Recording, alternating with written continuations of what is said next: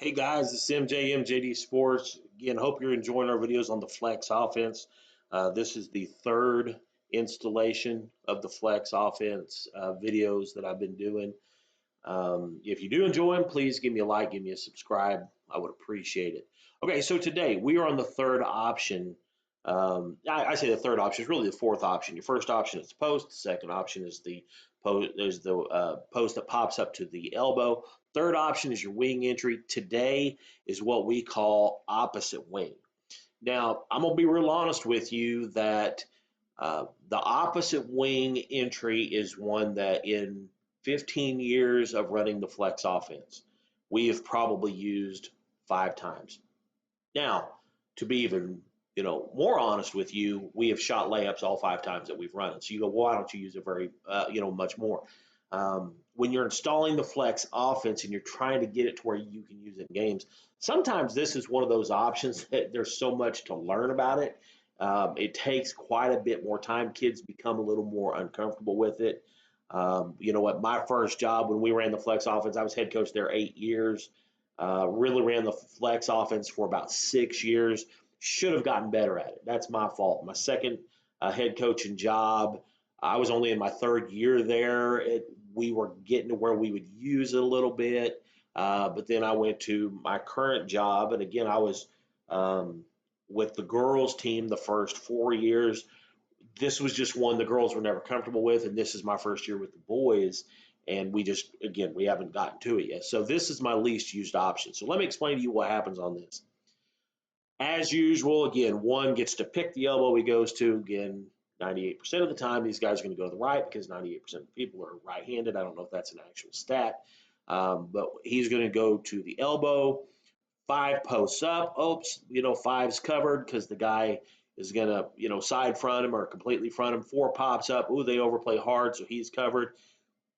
Now, on the opposite wing entry, this means that three's man has stayed out in deny. He is denying the ball to 3, and 1 can't throw him the ball. So you've gone through your first, your second, your third option. This brings us to our fourth option, which in this case is number 2. What's going to happen is, again, to make this work, 5 has to be fronted. And it's almost a complete front on this deal. Let me back up a frame or two here real quick.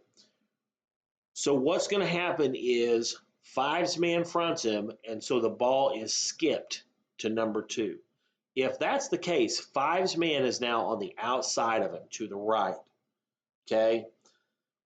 What's going to happen is when that ball's thrown to the opposite wing, 5 is going to simply step to the ball side. Obviously, to have this work, number 2 can't be in deny, but if you're playing proper man defense and the ball's here, you're going to be a little further off towards the ball. So 2 ought to be open.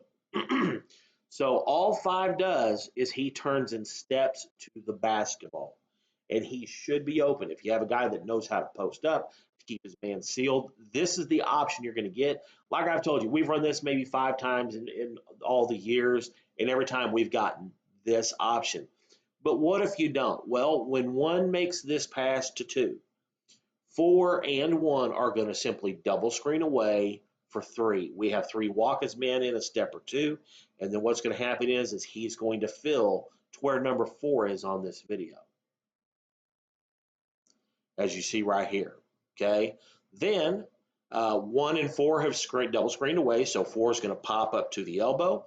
1's going to pop out, and again, this is assuming 5 didn't get the ball. So now if you look at your alignment, you have 3 at the elbow, 4 at the other elbow, 2's here with the ball. He's going to go ahead and give it back to 3 as he fills. Now, if 3's open, 3 can knock that shot down.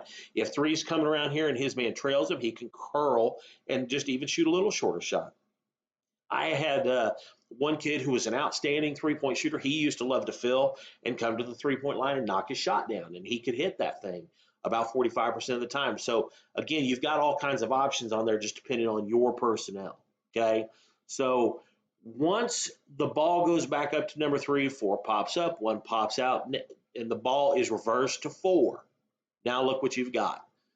5's going to back screen, 2's going to run the flex cut, 3 would then screen down, 5 would pop up, 3 would pop out, and you're right back in the flex offense. And that is the point of these entries is that they are ways to get you started in the offense, but then end up right back in the offense.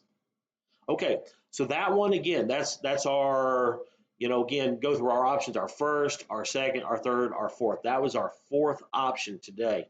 Going to come back with another video on our fifth option, start doing some dribble entries and wing entries, or different versions of wing entries. That'll be on the next video.